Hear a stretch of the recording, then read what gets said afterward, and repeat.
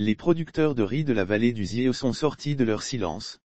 Hier, ils ont manifesté leur indignation devant les locaux du projet d'aménagement et de réhabilitation des terres agricoles dans la zone de mission Tové, Partam, qui abrite un magasin de la centrale d'approvisionnement et de gestion des intrants agricoles, Cagia. Ils craignent pour leur culture.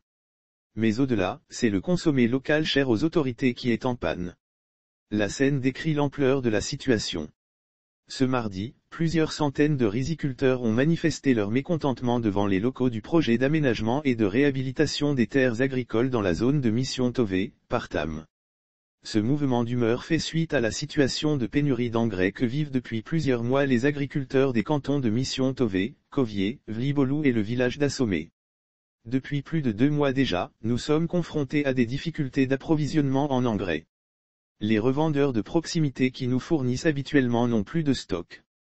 Ce qui a obligé tous les producteurs à se tourner vers les magasins de la Cagia, explique Kossi Zifa Adokanou, président du comité de gestion du périmètre agricole de la vallée du Ziéo. Malheureusement, les difficultés d'approvisionnement ne prennent pas fin avec l'intervention de la centrale d'approvisionnement et de gestion des intrants agricoles, Cagia. Selon les informations, le magasin de la Cagia n'a pas une grande capacité et s'est vite retrouvé au bord de la rupture des stocks. C'est à peine si le magasin de la Cagia peut contenir 20 tonnes d'engrais, estiment les riziculteurs. La superficie englavée dans la vallée, uniquement pour le riz, tourne autour de 1000 hectares. La quantité d'engrais nécessaire est donc très importante, si on s'en tient à la recommandation officielle qui propose 6 sacs d'engrais à l'hectare, souligne le président du comité de gestion. D'après les calculs, 6 sacs d'engrais de 50 kg étant nécessaires pour un hectare de culture, cela équivaut à 300 kg d'engrais par hectare. Au total, 300 tonnes d'intrants doivent être mises à la disposition des riziculteurs de la vallée du Ziéo par saison pour satisfaire les besoins des 1000 hectares de riz. Le double de cette quantité d'engrais est nécessaire pour une année complète. Mais pour la saison en cours, c'est donc d'énormes quantités d'engrais qui restent à pourvoir. Avant ce mouvement d'humeur, les organisations de producteurs de riz et l'Institut de conseil et d'appui technique, ICAT, se sont entendus pour prescrire pour chaque producteur, la quantité d'engrais à utiliser, selon la superficie englavée dans le but de juguler la crise. Malheureusement, cette entente n'a pas été pérenne, la Cagia ayant refusé de poursuivre la vente des intrants selon la recommandation des autres acteurs. Quand les producteurs arrivaient à la Cagia, il leur est imposé l'achat d'un sac d'urée et d'un sac de NPK, peu importe la superficie. Cela ne suffit même pas pour un hectare, relève Kossi Adokanou. Pour Mavuko Aziadedji, président préfectoral Ziéo de la filière riz, les difficultés actuelles liées à l'approvisionnement auront des conséquences néfastes sur les cultures. Sans la quantité nécessaire d'engrais, nos cultures seront totalement détruites, avertit-il. Si nous n'avons pas d'engrais, nous ne pouvons pas produire assez.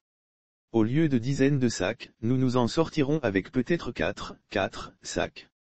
Ce ne sera plus pour les consommateurs, mais pour une consommation à l'échelle familiale, explique-t-il. Actuellement, il y a des champs qui nécessitent jusqu'à 12 sacs d'engrais à l'hectare pour avoir un bon rendement. La raison est que la plupart des terres sont cultivées depuis des décennies et ont besoin de ces nutriments pour être rentables, renchérit un autre riziculteur qui, comme les autres, doit subir un parcours de combattant. Pour acheter un sac d'intrants, les producteurs de la vallée du Ziéo doivent effectuer le parcours du combattant. Ils doivent d'abord faire appel à l'ICAT qui dépêche un agent sur le terrain. Ce dernier, après observation de la superficie à cultiver, dresse un procès-verbal et fixe le nombre de sacs d'engrais recommandés. Le cultivateur est ainsi orienté vers le chef canton ou du village qui certifie à son tour le document délivré par l'ICAT. La prochaine étape est celle de la direction de l'agriculture située à Sévier, chef-lieu de la préfecture du Ziéo. Cette direction donne son accord pour que le cultivateur soit livré par la Cagia ou la société privée de vente d'engrais la plus proche. Tout ce détour ne profite pas aux producteurs locaux. De nombreux riziculteurs le pensent réellement.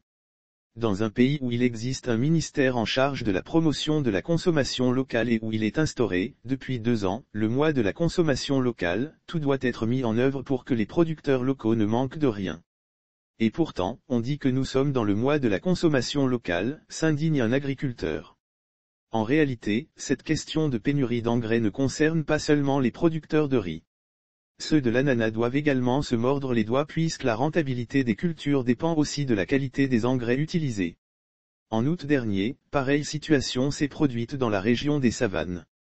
Alors que les producteurs parlaient de pénurie, les responsables de la CAGIA sortent du silence et dénoncent un détournement des engrais. Avant d'arriver, nous avons eu des échos et nous avons eu la confirmation. Dans toute chose, il faut chercher un partenariat, et dans le cadre du partenariat actuel que l'État a fait avec les privés, cela nous a joué un petit tour. Les quantités ont été toujours envoyées, mais malheureusement, certains commerçants véreux se sont organisés pour non seulement reconditionner les sacs mais surtout regrouper des quantités, les faire sortir hors des frontières togolaises, avait déploré Madadosi Tozik, directeur de la CAGIA. Cette accusation a été rejetée par les sociétés privées de commercialisation d'engrais. À notre connaissance, aucune société n'a été inculpée pour les faits dénoncés par les responsables de la CAGIA. Le coupable donc, c'est l'État qui est censé assurer la disponibilité des intrants, et il vient de faillir. Un coup dur porté à la promotion de la consommation locale. En attendant, la balance commerciale de biens continuera de creuser son déficit.